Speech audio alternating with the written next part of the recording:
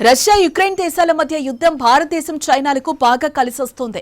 Dragon country సంగతి అటుంచితే మన దేశం ఇప్పుడు చమురు ఎగుమతులు జరిపే దేశంగా మారింది. రష్యా నుంచి చౌకగా పొందుతున్న క్రూడ్ ఆయిల్ ను ప్రాసెస్ చేసి తద్వారా వచ్చే ఉత్పత్తులను యూరప్ దేశాలకు అమ్మటం మొదలెట్టింది ఇండియా. ప్రస్తుతం ఇంధన ఎగుమతుల్లో భారత్ నెక్స్ట్ లెవెల్ కు చేరిపోయిందని అంటున్నారు. అవును, ఇంధన ఎగుమతుల్లో ఇండియా నెక్స్ట్ లెవెల్కు ఎదిగింది. ఇప్పుడు మన దేశం నుంచి చమురు ఉత్పత్తులు అమెరికా, EU దేశాలకు భారీగా ఎగుమతి అవుతున్నాయి. అవి ఏ స్థాయికి చేరుకున్నాయంటే చమురు సరఫరా చేసేటువంటి గల్ఫ్ దేశాలు కూడా ఈర్ష్యపడేంతగా అని చెప్పుకోవచ్చు. ఇంధన ఎగుమతులు భారీగా పెరుగుతున్నాయి. అసలు మన దేశం నుంచి ఇంధనం ఎగుమతి ఏంటి? మనమే ఇతర దేశాల నుంచి దిగుమతి చేసుకుంటున్నాం కదా ఎవరైనా అనుకునేటువంటి మొదటి ప్రశ్న. అయితే అసలు మన దేశంలో ఎగుమతి చేసేంత స్థాయిలో నిక్షేపాలు లేవు అనుకుంటే పప్పులో కాలేసినట్లే అంటున్నారు నిపుణులు. కానీ ఇది నిజం. ఇంధన ఎగుమతుల్లో లెక్కలు మారుతున్నాయి. అమెరికా, యూరోపియన్ యూనియన్ దేశాలకు ప్రస్తుతం భారత్ ఇంధనాన్ని ఎగుమతి చేస్తోంది. అంతర్జాతీయ ఆయిల్ మార్కెట్లో ఇండియా ప్రస్తుతం మిడిల్ ఈస్ట్ దేశాలతో పోటీ పడుతూ కీలకంగా మారుతోంది. రష్యా నుంచి తక్కువ ధరకు ముడి చమురు దిగుమతి చేసుకుని దానిని ప్రాసెసింగ్ చేసి అమెరికా, యూరప్ దేశాలకు ఎగుమతి చేస్తోంది. గత డిసెంబర్లోనే అమెరికాకు రోజుకు 89,000 బ్యారెళ్ల గ్యాసోలిన్, డీజిల్ను ఇండియా ఎగుమతి చేసింది. గత 4 ఏళ్లలో ఇదే అత్యధికం.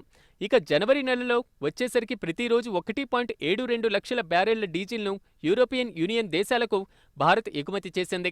ఇది కూడా గత 2 ఏళ్లలో అత్యధికమంటున్నారు నిపుణులు. ఇక ఉక్రెయిన్ పైన రష్యా సైనిక చర్య కారణంగా అమెరికా, EU దేశాలు రష్యాపైన ఆర్థిక ఆంక్షలు విధించాయి. దీంతో రష్యా ఎగుమతులు నిలిచిపోయాయి. క్రూడాయిల్ దిగుమతులపైన యూరప్ దేశాలు నిషేధం విధించాయి. ఇదే సమయంలో రష్యాపైన ఎలాంటి ఆంక్షలు అమలు చేయని భారత్కు ఆయిల్ ఎగుమతులను భారీగా పెంచుతున్నారు అధ్యక్షుడు వ్లాదిమిర్ పుతిన్. అది కూడా భారతీయ కరెన్సీ అయినటువంటి రూపాయలలో బేరం చేస్తున్నారు.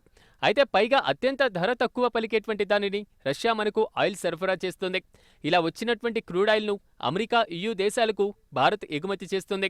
అందుకే పెద్దగా ఉత్పత్తి లేని భారత్ నుంచి కూడా పెద్ద ఎత్తున ఆయిల్ ఎగుమతులు పెరుగుతున్నాయి. సాధారణంగా ఇంధనం ఉత్పత్తి చేయనటువంటి దేశాలకు ఉత్పత్తి చేసేటువంటి దేశాల నుంచి దిగుమతి చేసుకోవడం ఒక్కటే మార్గంగా ఉంటుంది. పైగా అనాదిగా ఇస్తున్నటువంటి ఇంధన వ్యాపారం మొత్తం కూడా డాలర్ల రూపంలోనే జరుగుతూ ఉంటుంది.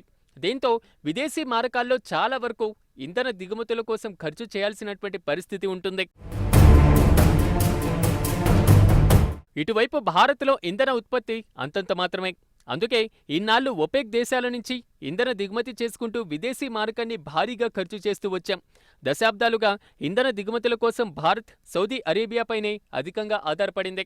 అయితే ఉక్రెయిన్, రష్యా యుద్ధం తర్వాత ప్రపంచ దేశాలు రష్యాపై విధించిన ఆంక్షలు భారత్కు కలిసి వస్తున్నాయి.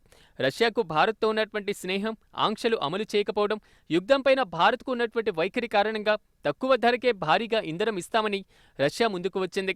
ఇక ట్రాన్స్పోర్ట్ ఇబ్బందులు కూడా లేకుండా చేస్తామని ప్రకటించింది. అన్నట్లుగానే రష్యా తన మాట మీద నిలబడింది. మిత్ర దేశాలైనటువంటి భారత్, చైనాలకు తక్కువ ధరలకే ముడి చమురును అందిస్తుంది.